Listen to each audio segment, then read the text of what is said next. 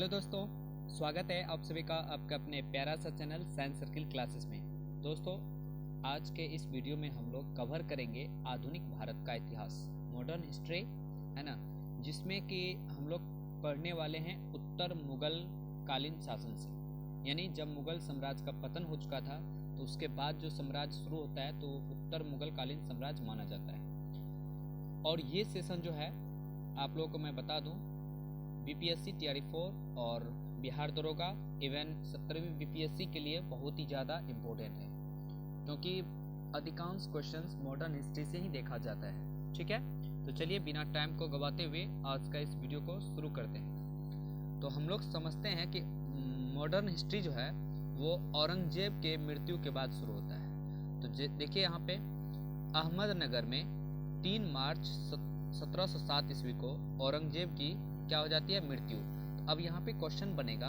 कि औरंगजेब की मृत्यु कहाँ होती है, तो अहमदनगर में होती है। कब हुआ? 3 मार्च 1707 ईस्वी को। औरंगजेब की मृत्यु के बाद उसके 3 पुत्र, कौन कौन पुत्र था? मोहम्मद मुअज्जम, मोहम्मद आजम, मोहम्मद कामबख्श के बीच उत्तराधिकार का युद्ध छिड़ गया। यानी तीनों बेटे में जो है ये मतलब सामने आया कि कौन अगला राजा बनेगा, है ना, कौन अगला शासक बनेगा। ये तीनों में क्या हो जाता है, लड़ाई होने लगता है। तो कौन कौन पुत्र था? मोहम्मद मुअज्जम, मोहम्मद आजम, मोहम्मद कामबख्श। मुअज्जम जो उस समय अफगानिस्तान में था, मुअज्जम कहाँ था? अफगानिस्तान, है ना। उसने लाहौर के निकट बहादुर शाह के नाम से अपना राज्याभिषेक कराया था। कहाँ पे? लाहौर के निकट जो है, किस नाम से? तो बहादुर शाह, जब बहादुर शाह के नाम से अपना राज्याभिषेक करवाया था। ठीक है, अब आगे देखिए क्या हुआ। और जजाओ के युद्ध में आजम और बीजापुर के युद्ध में कामबख्श को मार डालता है। यानी देखिए मतलब शासक बनने के लिए अपने भाई आजम और कामबख्श को क्या करता है, ये बहादुर शाह मार देता है। तो क्वेश्चन पूछेगा जजाओ के युद्ध में किसको मारता है, तो आजम को, और बीजापुर के युद्ध में कामबख्श को मार देता है। और दिल्ली के तख्त पर यानी गद्दी पर कौन बैठ जाता है? बहादुर शाह। और इसी को हम लोग बोलते हैं बहादुर शाह प्रथम, तो यानी मोहम्मद मुअज्जम। ठीक है,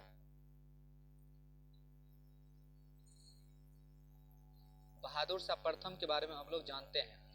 इसका कार्यकाल जो है वो 1707 से लेकर के 1712 ईस्वी तक ही बहादुर शाह प्रथम का कार्यकाल माना जाता है। याद रखिएगा, बहुत ही महत्वपूर्ण क्वेश्चन बनेगा इससे। तो इसके बारे में हम लोग काफी डिटेल में पढ़ेंगे।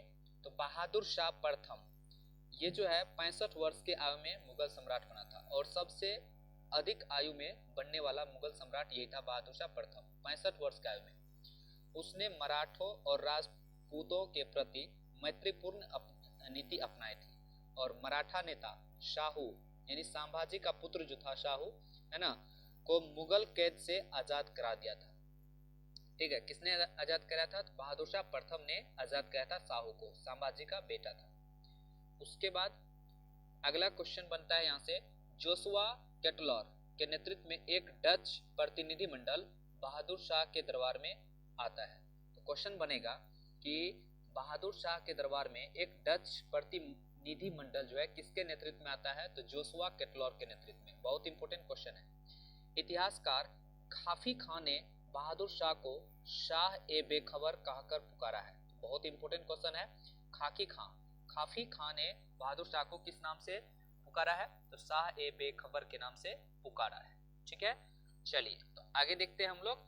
अब इसके बाद जो अगला शासक आता है वो है जहादर शाह, है ना। जहादर शाह, इसका कार्यकाल बस 1 साल ही रहता है, 1712 से 13 तक।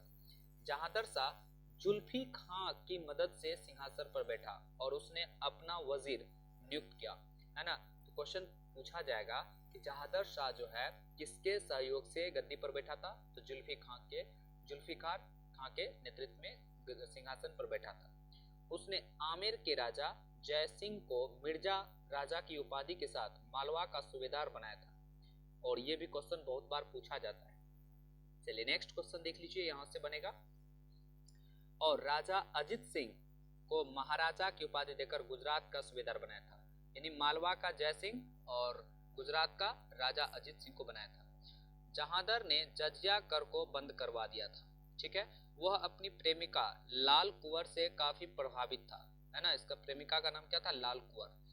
अजीम उस शाह के पुत्र फर्रुखसियर ने, अब आगे देखिए क्या हुआ। फर्रुखसियर ने सैयद बंधु की सहायता से 1713 में जहांदर शाह की हत्या कर देती है। अब यहाँ से क्वेश्चन बनेगा कि जहांदर शाह की हत्या जो होती है वो किसके द्वारा होता है? तो फर्रुखसियर ने सैयद बंधु की सहायता से 1713 ईस्वी में इसका क्या हो जाता है? हत्या हो जाती है। तो सैयद बंधु जो होता है ना, इसको बोला जाता है किंग मेकर, है ना। यही जो है तय करता था कि किंग मेकर, अगला किंग जो है कौन बनेगा। अब देखिए जहांदर शाह को लोग जो है ना, जहांदर शाह को लोग लापरवाह या लंपट मूर्ख कहते थे। यहाँ से भी क्वेश्चन पूछा जाता है। अब आज ये अगला शासक जो बनता है वो फर्रुखसियर। इसका कार्यकाल 1713 से लेकर के 1719 तक होता है। ठीक है, नेक्स्ट अब देख लीजिए इसके बारे में।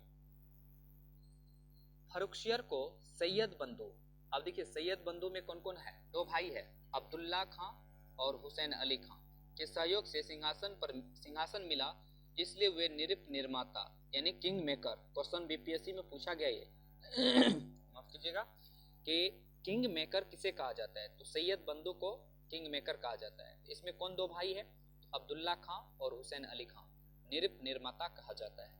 इसी के काल में सिख नेता बंदा बहादुर को फांसी दी गई थी। किसके काल में?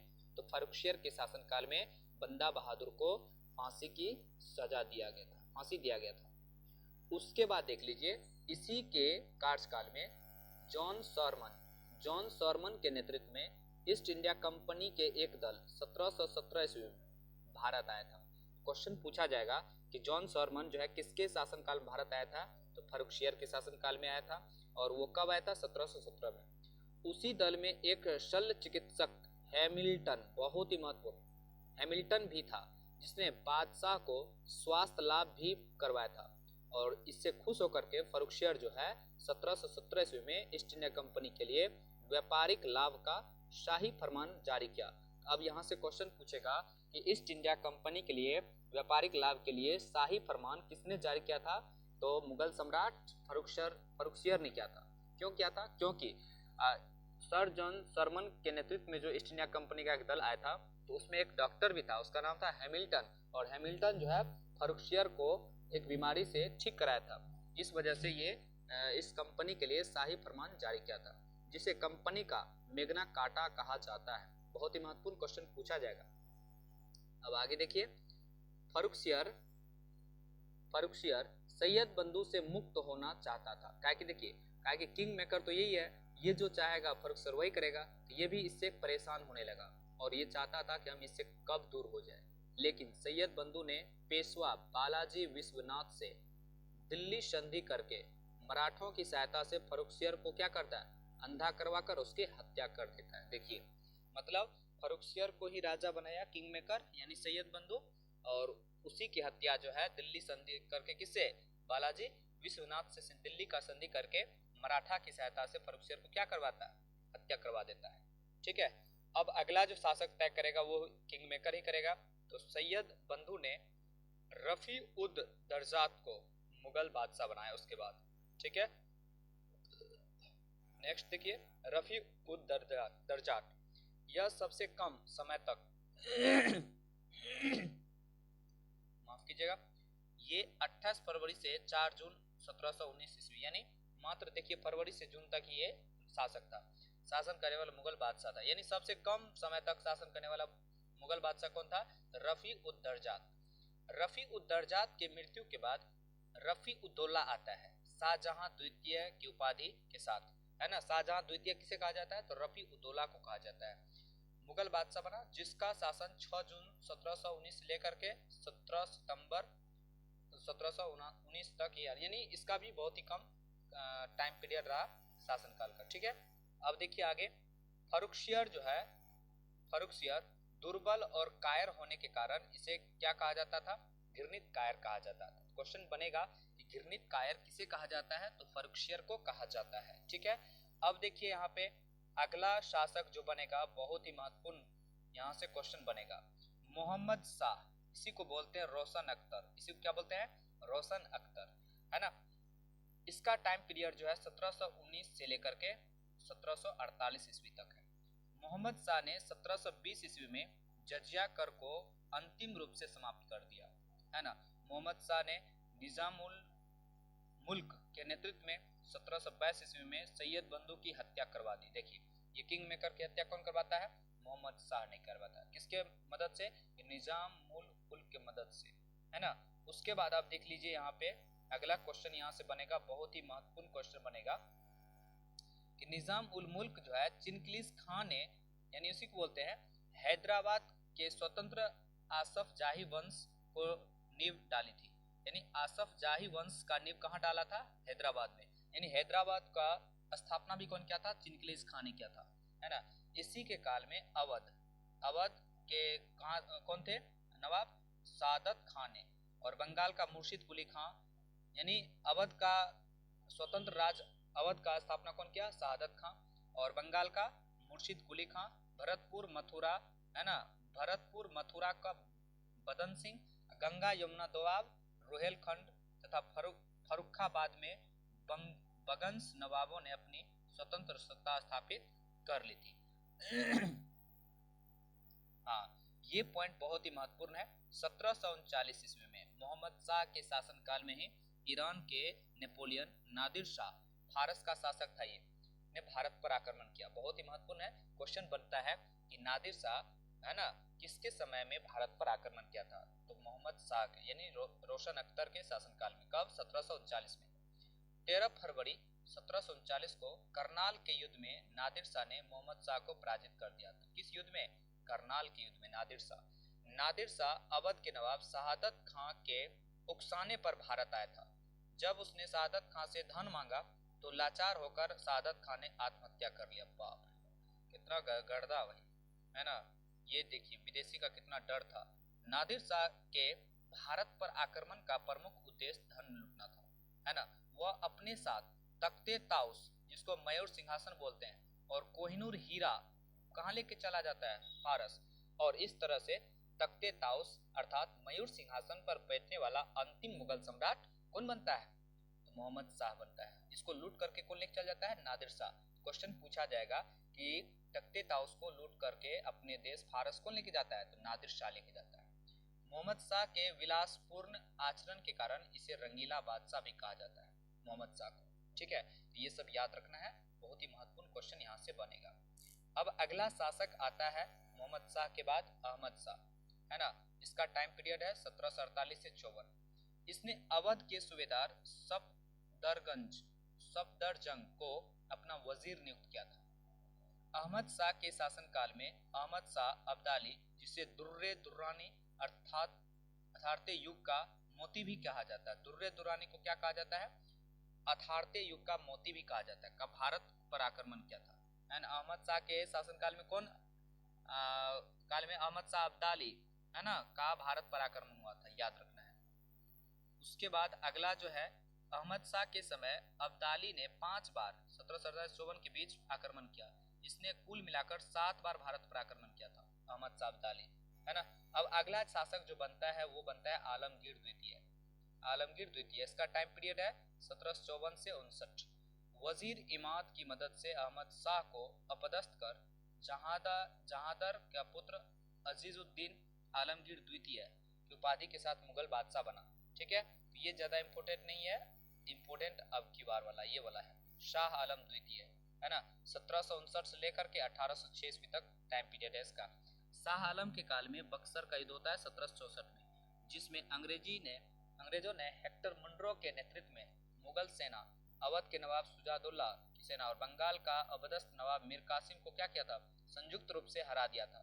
यानी एक तरफ अंग्रेजी सेना हेक्टर मुनरो था और दूसरे तरफ जो है 3 शासक, एक बंगाल का मीर कासिम, अवध का नवाब सुजादुल्ला और शाह आलम द्वितीय मुगल सम्राट, ये तीनों जो है हार जाते हैं। किससे? हेक्टर मुनरो से। किस युद्ध में? बक्सर के युद्ध में, याद रखना, बहुत ही इंपॉर्टेंट। उसके बाद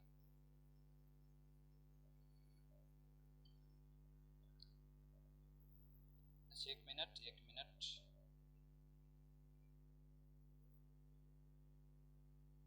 चलिए, यहाँ पर थोड़ा सा अकबर द्वितीय, है ना, चलिए यहीं पर थे हम लोग। अब आगे देखते हैं। अगला है, इस पराजय के साथ शाह आलम द्वितीय को बंगाल के गवर्नर रॉबर्ट क्लाइव के साथ इलाहाबाद की संधि करनी पड़ी। किसको? शाह आलम द्वितीय को, जिसके तहत मुगल सम्राट 1765 से 72 ईस्वी तक अंग्रेजों के संरक्षण में इलाहाबाद में रहा। ठीक है। उसके बाद अगला है, अगला पॉइंट बहुत ही महत्वपूर्ण बनेगा यहाँ से। मराठा सरदार महादजी सिंधिया ने 1772 ईस्वी में एक बार फिर शाह आलम द्वितीय को राजधानी दिल्ली के मुगल सिंहासन पर बैठाया था, है ना। सिंधिया याद रखना, मराठा सरदार। शाह आलम द्वितीय के शासनकाल में 1761 में पानीपत का तीसरा लड़ाई होता है, मराठा और अहमद शाह अब्दाली के बीच होता है। ये सब इंपोर्टेंट क्वेश्चन बनेगा। उसके बाद है, उसके बाद यहाँ पे क्वेश्चन बनेगा कि शाह आलम द्वितीय, इसका मूल नाम क्या था? तो अली गौहर था। बहुत ही महत्वपूर्ण क्वेश्चन। अली गौहर के समय जनरल लेक ने दौलता राव सिंधिया को पराजित कर 1803 में दिल्ली पर अधिकार कर लिया था। तो जनरल लेक ने क्या था, याद रख, बहुत ही महत्वपूर्ण क्वेश्चन बनेगा यहाँ से। उसके बाद अगला है अकबर द्वितीय। ठीक है, अकबर द्वितीय, इसका कार्यकाल 1806 से 37। यह अंग्रेजों के संरक्षण में शासक बनने वाला हिंदुस्तान का प्रथम बादशाह था। बहुत ही महत्वपूर्ण क्वेश्चन है अकबर द्वितीय। उसने राजा राम मोहन राय को राजा की उपाधि प्रदान की थी। ये भी इंपॉर्टेंट क्वेश्चन है यहाँ से। उसके बाद अगला जो शासक आता है सामने, उसका नाम है बहादुर शाह जफर, है ना, द्वितीय भी बोलते हैं। इसका टाइम पीरियड 1837 से 58 ईस्वी तक। यह अंतिम मुगल बादशाह था। प्रसिद्ध शायर होने के कारण इसे जफर भी कहा जाता था, है ना, बहादुर शाह द्वितीय को। 1857 के विद्रोह में विद्रोहियों का साथ देने के कारण अंग्रेज सरकार ने इसे गिरफ्तार कर लिया और इसको कहाँ निर्वासित कर दिया? रंगून, जहाँ 1862 ईस्वी में इसकी क्या हो जाती है? मृत्यु हो जाती है। तो इस तरह से दोस्तों हम लोग मुगल यानी उत्तर मुगल साम्राज्य के बारे में हम लोग काफ़ी डिटेल से पढ़ चुके हैं। आगे जो अब अगला जो वीडियोस आएगा वो आएगा आप लोग के लिए यूरोपीय कंपनियों का भारत में आगमन। तो मुझे उम्मीद है कि ये वीडियो आप लोग को अच्छा लगा होगा। यदि अगर अच्छा लगा है तो आप लोग लाइक और शेयर कर दीजिए, और नए हैं तो चैनल को सब्सक्राइब कर दीजिए। तो मिलते हैं एक नए वीडियो के साथ। जय हिंद, जय भारत।